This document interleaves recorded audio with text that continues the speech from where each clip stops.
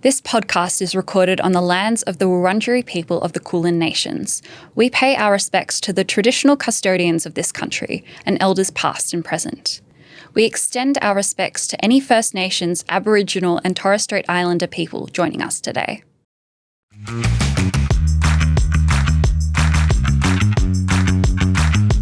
Welcome to today's episode of No Spoons to Give, the podcast where we explore life's up and downs with neurodivergence, chronic illness and disability, and chat with the voices that make our community so wonderful.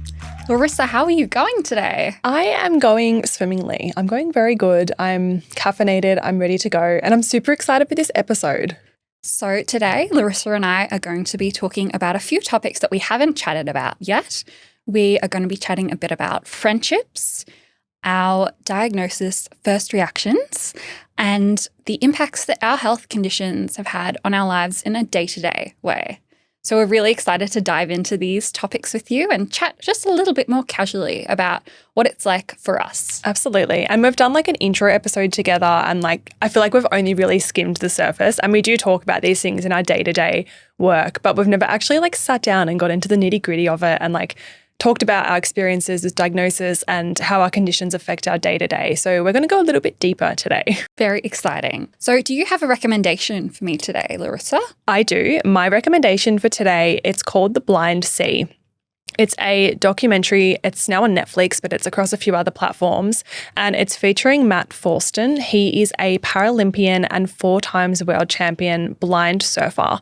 Wow. He was diagnosed with macular dystrophy at age 5, and now he only has 3% vision remaining. The entire show just gave me goosebumps. And as a very amateur surfer, surfing is so hard and so scary. And he surfed Nazaré in Portugal, which is one of the biggest and scariest waves in the world. Definitely recommend you check it out. Yeah, that sounds absolutely fantastic. As someone who's not even an amateur surfer, I don't know if you could say I have touched a board and I have not stood up on that board, but wow, to be able to have the sporting prowess of being able to surf one of the hardest places to surf, that is unbelievable. Yeah, very wild. Have you got a recommendation for me? So I've got a recommendation for you today, and surprise, surprise, it is a book. Love that. It's called One for All by Lillie Lainoff, and it's a thrilling young adult historical fiction book that's basically a gender-bent retelling of The Three Musketeers. And it's about a chronically ill girl who trains to be a musketeer and basically uncovers secrets, finds community, and finds self-love. Now, the chronic illness she has is POTS, so I feel like there's quite a few members of the community who would really get around this book. It's rare that we see a very excellent representation of chronic illness, and the author themselves are chronically ill. Absolutely. That sounds super interesting. And yeah, I know we have so many spoonies that have POTS and live with POTS as well. Speaking of chronic illnesses, we thought we would, good segue to talk about our own a little bit. So many people in our community, they know that we obviously have lived experience. And if you're wanting, a high level conversation on this, go back to episode 1 where we, pretty much info dump what we're diagnosed with. But today we're going into more of, the daily impact of. Today, we're going into the impact that our health conditions have on our daily life. Great spot to start. Did you want to kick off, Maddie? Sure. So as you may remember, I do have an awful lot of chronic illnesses. I'll rattle them off quickly for you.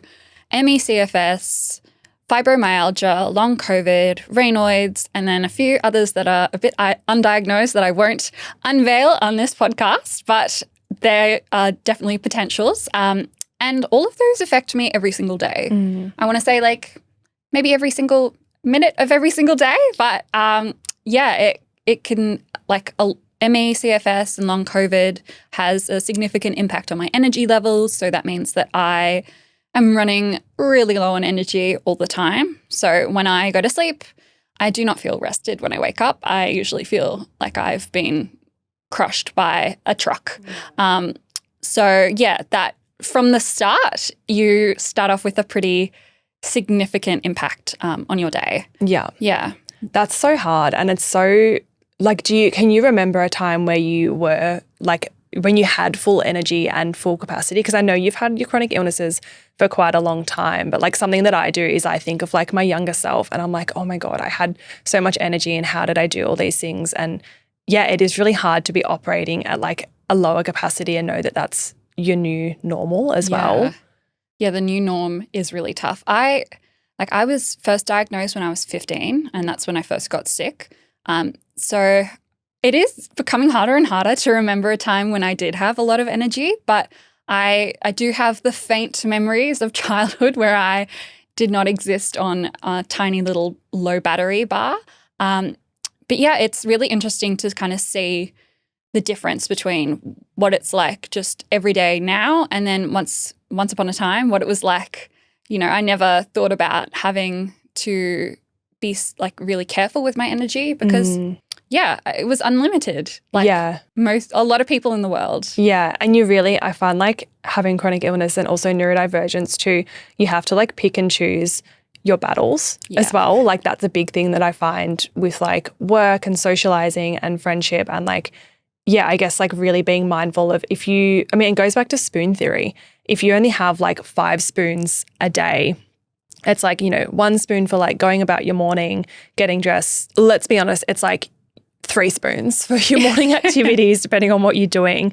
And then you might have like 2 or 3 left. You've got your work day, that might take 2 spoons. You've got 1 spoon left and someone asks you to like go out for dinner or something like that. And it's not that you don't want to do it. Like I'd love to do it. I'd love to be more social, but you've still got work tomorrow and you've got all these like competing things and you really have to pick and choose who you spend your time with and what you spend your energy on. And even like thinking of that probably takes up a spoon. Oh, it absolutely does. You've just hit the nail on the head. I feel like there's this unforeseen energy cost of having to plan out everything and think, okay, if I want to have dinner, I need to make sure that I have the groceries at home. If I don't, then I have to go to the supermarket or, a friend maybe will kindly bring some groceries around or something like that. But all of that organizing takes up a lot of mental energy that like people with these chronic conditions like simply do not have. I mean, I simply do not have that most of the time. So it's really tough and it takes a lot of planning and planning is tough as well. Yeah, planning definitely takes spoons. I want to talk a little bit too about, I guess, like pain. Like I know we both experience chronic pain in different ways and then like blending like pain and energy. Like do you have one thing that you find is like worse or like it alternates or like how does that sort of like all sit for you? I definitely feel like the pain impacts on my energy. If I have more of a high pain day, my energy is a bit more toast than usual. Yeah. What about you? Yeah, like just so many thoughts. Like, yeah, on top of like all the cognitive load and then like having ADHD and autism, I also have endometriosis, which like, it actually is affecting me today. Shout out to Flex Ease. Definitely not sponsored. We've got the heat backs in the studio though. But like back pain, I had surgery for endometriosis probably like 5 or 6 years ago. And part of that was that the endometriosis was found on some of my sacral ligaments, which is like the ligaments around your lower back area. So like having those areas like cut into and operated on, my lower back has never been the same. And like going back to what we were talking about before, thinking of like your younger self, sometimes I'm like, oh my God, I wish I could go back to my younger self before I had back pain. Because that's like, some days it's great, but most days I have a level of back pain. And yeah, there's like most days of the week I'm getting up and I'm like completely bent over to the side. And yeah, I don't know. I think it's just important to like talk about those things because so much of the time like we do just push on. And I know so many people in our community do this as well. Like I guess like the purpose of today's episode is kind of just like pulling back behind the curtains because so many of us just push through these things and we don't talk about them. And it's really important. And if we don't talk about the impacts that pain and chronic illness does have on our everyday lives, then people just simply don't know. And more importantly, the people who are living with those conditions don't have any like gauge that there are other people who are struggling. So if you are struggling, if you're having a bad pain day or a bad chronic illness day, please know that I'm probably also having one too. So you can always think of us and we're here struggling with you as well.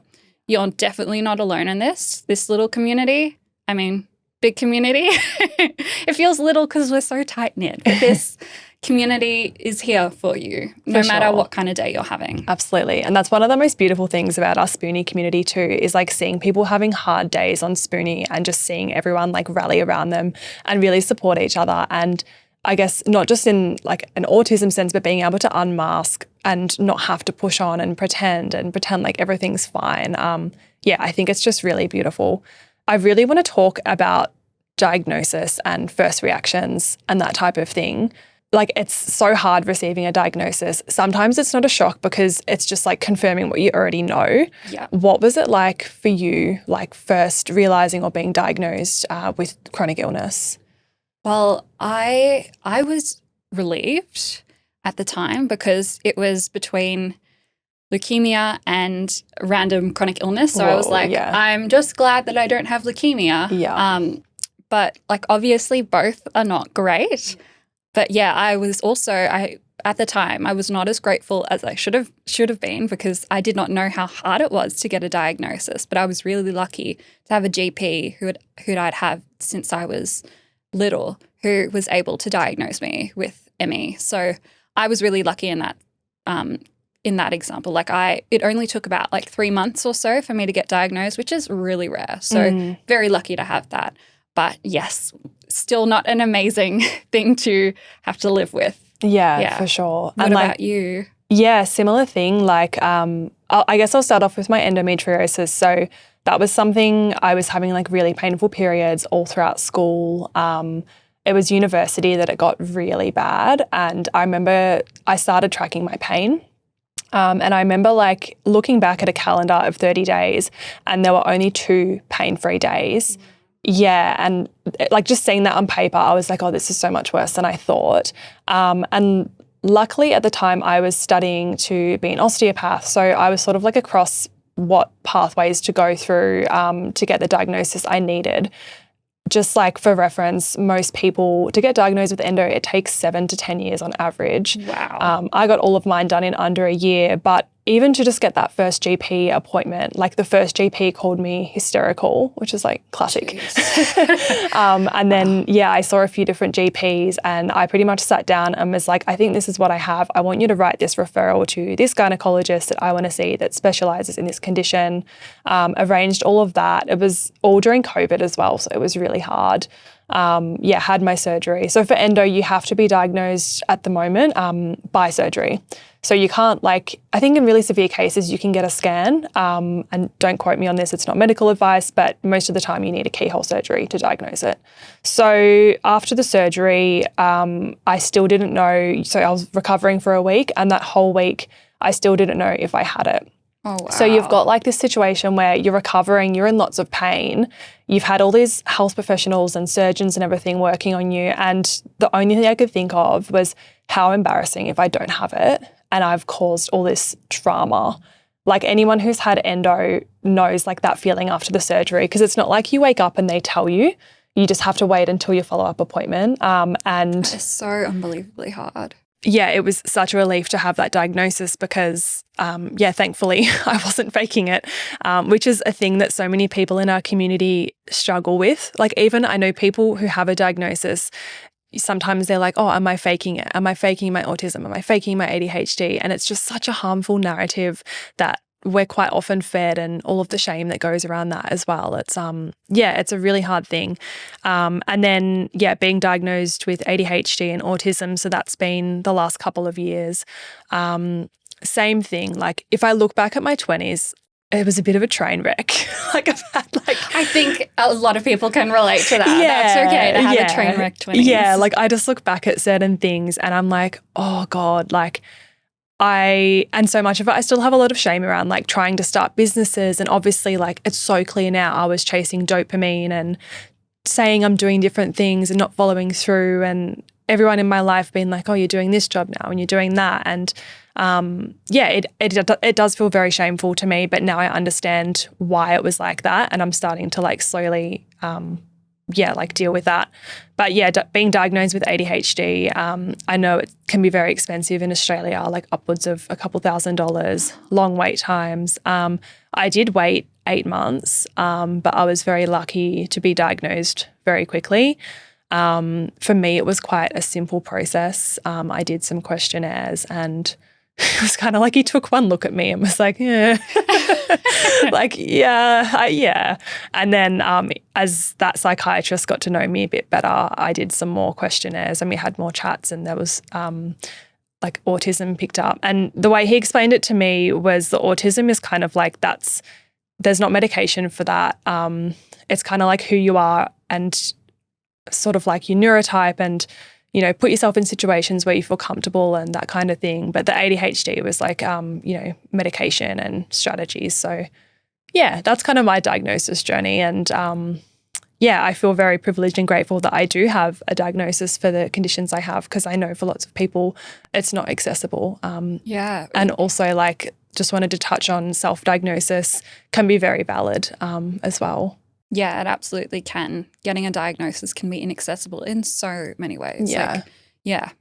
It's an incredibly complicated thing to get, and self-diagnosis is just as valid. Absolutely. We might go to a quick ad break and then we'll be back to yapping very soon. We want to talk about balancing social life and needs, and also dating, friendship, relationships, all of the fun stuff. So we will be back. Hey Maddie, do you want to know what one of my favourite profile features is on Spoonie? That you can use it to post more photos of your dog? I'll take any opportunity I can to post dog pics, but no. Did you know that Spoonie allows you to share your support needs on your profile so that your new friends can understand you a bit better? On mine, I've got routines, quiet spaces, energy conservation, and visual schedules, because we all know how much I love mind maps and naps. That's so cool. Can I put energy conservation there? I have to pace my energy or else I get really exhausted. You absolutely can. There's so many cool profile features that make Spoonie unique to any other social platform. You can also display your conditions or illnesses, share your interests, and let people know how your energy levels are tracking by using our signature Spoon status. I'd really encourage people to check it out for themselves. You can sign up for free using the link in this podcast, or you can find us in the App Store or Google Play. So we're going to dive a little bit into friendships. Now, I know friendships can be a bit of a contentious topic. It's incredibly hard to balance friendships while being neurodivergent, chronically ill, disabled, and it shouldn't be hard. It should not at all be hard. I think the world makes it a lot harder than it should be. It's not a reflection. I'm saying this as much for myself as for everyone else. Difficulties with friendships are not a reflection of yourself. It's simply a reflection of being different in the world that is not always built for you. 100%. Yeah. So yes, if you are struggling with friendships, or if you can relate, please take a little comfort. We'll dive into our tragic stories. No, not all tragic, but you're not alone. Downs. Yeah, ups and downs. So Larissa, you want to take the reins? Oh yeah. So starting with friendship, it's such a hard topic. I had no struggles with friendship in school, and I think I potentially put that down to maybe that structured environment, and you're kind of forced to be friends. Yeah. Not forced, that sounds really bad. No, sorry to my friends, I love you. But going off topic, but I have some really good friends from high school that I am still good friends with. That's great. The first time I struggled with friendship was university. So I was undiagnosed, and I was from a little country area thrown into university in the city, and I just did not fit in. So 5 years of uni, I just could not insert myself into friendship groups, and I tried so many different groups and I just could not do it. And I didn't feel comfortable with any of these people, and none of them were bad people by any means, but I guess, they just potentially weren't my people. And then going into university years with endometriosis, I was often cancelling plans because of flare-ups. This is when I was undiagnosed and untreated. And so many people would be like, oh, it's period pain. And I'm like, no, but I can't get out of bed, and I missed a lot of things. And when that keeps happening, it gets to a point where you do stop getting invited to things. And I think people don't do this. They don't mean they don't mean to be nasty or anything like that, but they're like, oh, I thought you wouldn't be able to come, and I didn't want to put pressure on you. And I don't know, this might be something you've experienced as well. my advice is like, please just keep inviting people even if they can't come, because we do appreciate it. Yeah, I think that is fantastic advice. Yeah, I definitely have struggled with the not being able to go to events because of like chronic pain or chronic illness, chaos, and then not getting the invites anymore. Like it seems to be people look at the pattern, they're like, oh, this person can't come to events very often. I just won't invite them. And like, I totally get why. But even if we can't go to something, it's still nice to know that we were wanted there. Yeah, 100%. Like, I am usually like, if I have to cancel plans, I'm distraught. I'm not a happy camper that I have to cancel them. Yeah. And I feel like people don't see that. They don't see that you're actually genuinely devastated not to be able to go to something. And they think you're like flaky or rude, or you don't care about like their birthday or their event. Like it's really hard on both parties. I think so. Yeah. It's super tricky. And then like also like socializing as an autistic person and ADHD. So I go nonverbal. Like around the right people, like I can chat for hours and that type of thing. In my early 20s, I definitely used alcohol as a coping mechanism because I would yap a lot more. That is very common. Yeah, like it's so common in the neurodivergent community, and I don't really drink anymore. It's pretty rare for me. So now I'm finding myself still like at social events where I would normally be the life of the party, like on the dance floor at a wedding or something. I don't fit in. I will kind of like talk to a few people that I feel comfortable with, but I'm learning to accept too that I just have a social limit, and when I reach that, I don't feel like I'm a fun person to be around, so I would rather just leave the situation and politely excuse myself. And well, I'd like to say I think you're fun no matter how you are. You're just fun as a person. It's a defining feature, but I totally understand that. Like, knowing that you need to bounce when things are just, you're not feeling good. Yeah, and I know like, a lot of autistic people struggle with this as well, and it could be an ADHD thing too. You just hit that limit, and sometimes, goodbyes in an event can take an hour, but it's like, I need to get out of here now. I can't be here for another minute. I need to go home. That's Irish something. goodbye it. Yeah. Is that what it's called? When you just like disappear. I call it a smoke bomb. Oh, I like that. I just like discreetly leave. And people are like, where did you go? And I'm like, I just had to leave. And people are getting okay with that. I think it's just like what I'm known for now. But it's if I was to do that with new friends, it probably wouldn't go down well. So it's really hard. Yeah, it's hard kind of trying to explain to new people, like, this is how things need to go. Yeah. So you can be at your best and you can both parties can be happy. Yeah, for sure. And I think like you and I are both very empathetic people as well. So like, you feel bad. Oh, so like, bad. if I leave an event, I'll go home and I feel so much guilt, and I'll often message that person and just be like, hey, I'm really sorry I had to leave, but like this came up, or I wasn't feeling too well. And it's not like we're leaving and just like we don't care about the wake of destruction we're leaving. Like, we really do care. And I know so many people in our community, they struggle with this as well. And it is something that really, can hinder friendships and relationships. Yeah, I absolutely agree. My troubles with friendships really started when I first got sick at 15. I lost the majority of my friends because I couldn't get to school. And like, that's what happens. Like, I used to take it more personally. I used to be like, oh, my friends weren't great friends or anything. But it's the reality. Everyone is immature at 15. They're focused on themselves, their own lives. Like, it totally makes sense for why people would kind of just bounce. Like, if you're not there, like, it's the kind of object permanence. If you're not there, then you don't exist. Yeah. And I definitely felt that. And so going back to school was really hard for me because I knew that the friends that were there were like they weren't really there for me. So I did feel quite alone. And that was where I actually found amazing friends online. I don't know. I hope other people can relate to this. Not that I hope they've had friendship struggles, but online friendships, they got me through. Yeah. I was on Tumblr and I made a lot of friends through like a little writing community, and we used to chat on Skype all the time, like text or like video, and they were from different countries. That's and so cool. Oh, they were older than me, and I was like, these are my people. These people love writing. Like, I struggled to find friends that I could really relate to in high school.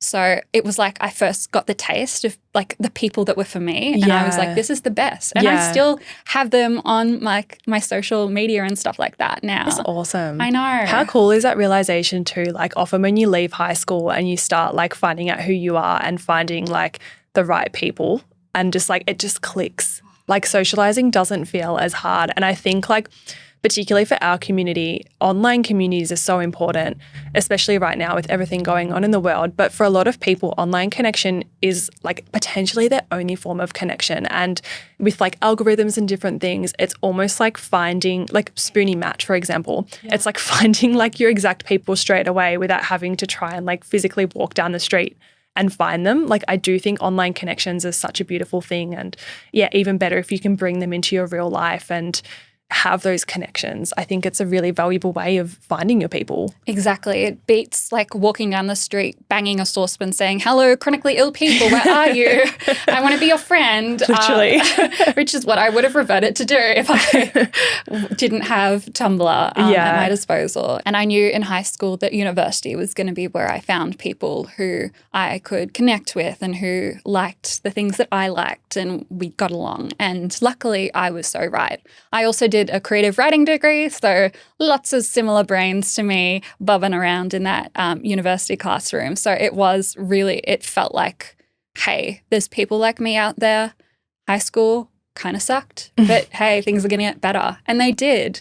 But also I struggled with some people that I thought were my friends, but who were then to be found, they didn't believe that I was chronically ill. And so there was a couple of them who would be like, you know, texting behind my back about how I was fake because I tried to be open about my chronic illness to my university friends because I really wanted to deal with the shame that came with, you know, marking yourself as different. And I know in a way it is a privilege to have an invisible illness where it's not visible that you are chronically ill and disabled, but it comes with its own problems. And yeah, it was definitely a wake-up call to realize that, hey, not everyone is going to treat you well, regardless of how amazing a friend you are. Some people just can't tolerate difference. Yeah, 100%. And guess what? You got to toss those friends in the trash. You do. They're not for you. They don't stick around. No, absolutely not.